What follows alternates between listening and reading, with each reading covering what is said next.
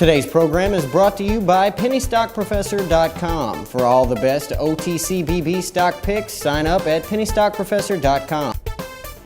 Thank you for tuning in to another TBC Daily News Update. I'm Brandon Vincent. And I'm Angelina Soriano. In entertainment news today, trains are a key feature of Last Train to Paris, the new Sean Combs album, and as far as Diddy sees it, trains mean love. Trains are very intense, very sensual, he was saying recently while taking a car to a plane after a long day on tour. Diddy said, trains are related to the rhythm of your heart. It's the intensity trains keep you in thought. The train in Last Train to Paris is, Diddy explains, fictional. A man is hoping to be reunited with the woman he loves. He is in London, and when he hears she's in Paris, he races to catch the last train, which once happened to Combs around 1990 in New York when he heard that a girl he had dated at Howard University had returned to campus after being called home by her parents. They didn't want her to be with the bad boy, Diddy says. The moment he heard, he ran to Penn Station and caught the next Amtrak to D.C. That train ride and the anxiety made him sick, but the ending couldn't have been any better, he says. He was anxious while working with Natalia Varianova for Vogue's photo shoot. The next day was Diddy's big 40th birthday party. He was surrounded by friends and stars, including the members of Diddy's Dirty Money, his new group which includes Don Richard and Kalina Harper, both of whom which were commenting on the generousness of the usual solo artist as the champagne was about to pop.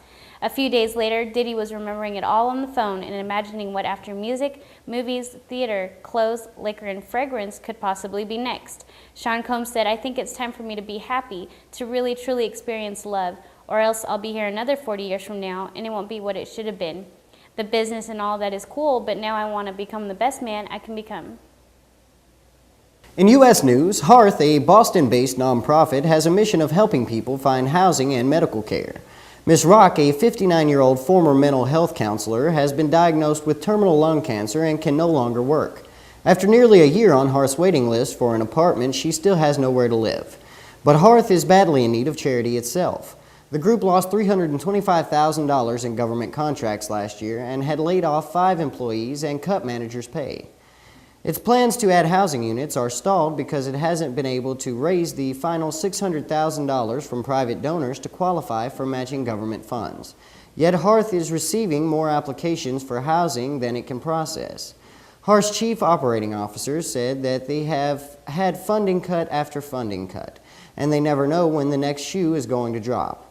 The story is the same across the country. The once booming nonprofit sector is in the midst of a shakeout, leaving many Americans without services and culling weak groups from the strong.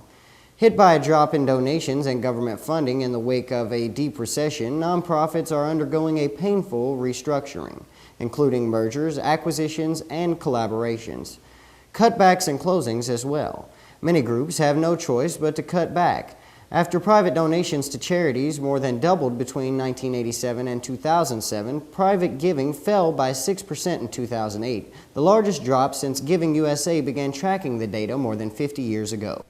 Now some news for everyone that has been following the story of Abby Sunderland, the 16-year-old girl that is trying to become the youngest female to sail around the world. Abby posted in her latest blog that she is headed to Cabo San Lucas to fuel up and get more battery for her Wild Eyes boat. Her solar panels and wind generators on her boat cannot sustain enough for her power needs, and the wiring in the mast is affecting her wiring in the wind speed gauge. Her team is going to be in Cabo when she arrives so they can help her with any problems. She will be going back out to sea after all the technical problems are fixed. As Abby's story progresses, we will keep you updated. Recipients of economic stimulus money said 599,108 workers were being paid by the funds in the last quarter of 2009, fewer than the number of jobs attributed to the package in the 7 months after it was enacted. The recipients' reports are likely to fuel further controversy over the impact of the $787 billion package as Democrats craft new job creation proposals and address the country's 10% jobless rate. Many opinion polls suggest that most voters don't believe the current stimulus program, which was passed last February, is working. White House Press Secretary Robert Gibbs, speaking on CNN's State of the Union Sunday, said the administration was seeking a job bill that would cost approximately $100 billion. The president hopes that the next order of business the Senate will take up is this package. The administration could face difficulty explaining how the reports square with its own calculations. In the President's State of the Union address to Congress last week, he said, because of the steps we took, there are about 2 million Americans working right now who could otherwise be unemployed. Those projections are based on the macroeconomic models and try to include the number of jobs that exist indirectly as a result of people being hired to work on stimulus projects or people receiving food stamps or other aid funded by the stimulus program. The Vice President Joe Biden said in a statement that 599,108 was the total of a snapshot of the impact of a small portion of funds, and the stimulus plan was on track. The reports cover about $54 billion of stimulus spending. Federal agencies say that an additional $215 billion has been paid out in aid and tax cuts. Senate Democratic leadership aides have said details of a jobs package could be unveiled later this week. In international news, Toyota Motors said repairs to accelerator pedals in millions of recalled vehicles would begin later this week as it tried to reassure customers and show that it has the situation under control. Toyota said many dealers had extended hours and some would stay open around the clock so that the pedals could be fixed as quickly as possible. The president of Toyota Motors Sales USA, James Lentz, maintained that the pedal repairs, along with modifications aimed at preventing the pedal from getting stuck under the floor mat, would resolve the problems with unintended acceleration that prompted the recalls. Mr. Lentz said on a conference call with reporters that these two fixes solve the issues that we know of. He also said that he feels comfortable having people that are close to him driving Toyota products. That's what he tells of friends and neighbors when they ask as well. The company said its engineers had developed and rigorously tested a remedy that involved reinforcing the pedal before vehicles leave the factory to eliminate excess friction. On cars and trucks that have already been sold, dealers will perform what Toyota said is an effective and simple process that involved installing a steel reinforcement bar into the pedal assembly to reduce the surface tension that could cause it to stick. Toyota said that the parts needed were already on the way to dealers and that it had begun training workers on how to make the repairs.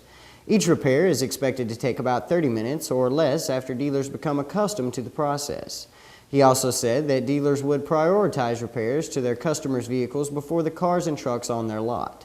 The announcement came nearly a week after Toyota suspended sales and production of 8 models, including the top-selling sedan in the United States, the Camry and the Corolla. The company plans to send notices in the mail to owners of the vehicles affected by the recall, but the letters could take several weeks to reach everyone. It is urging customers to wait until they receive a letter before contacting their dealer for a repair appointment. Mr. Lentz said Toyota first received reports of sticking pedals on 3 vehicles in October, but he denied that the car maker waited too long to react. Robert Waltz, Toyota's Vice President for Product Quality and Service Support, said in the conference call that duplication of the problem was difficult and that tests didn't immediately show the need to issue a recall. On November 2nd, another American Toyota executive, Bob Carter, told reporters that the company had no evidence of problems beyond the vehicle's floor mats, which it had told customers to temporarily remove. In today's green news, New York City's health kick isn't just limited to cigarettes, calorie labels, and a possible sugar tax.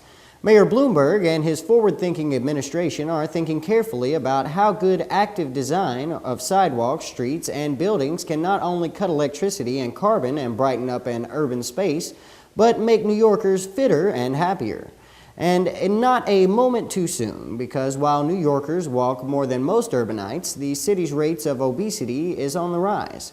Last week, the city fired the latest attempt in its efforts to design fitness into the city with the Active Design Guidelines and a handbook of the best practices for designers, private developers, contractors, and others who can help build a more fit city.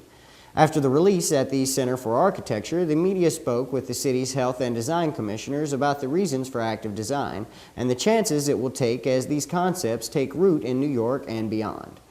Gorgeous and informative, the handbook's packed with the kind of examples and data on health and design that should make it a Bible for smart designers around the world.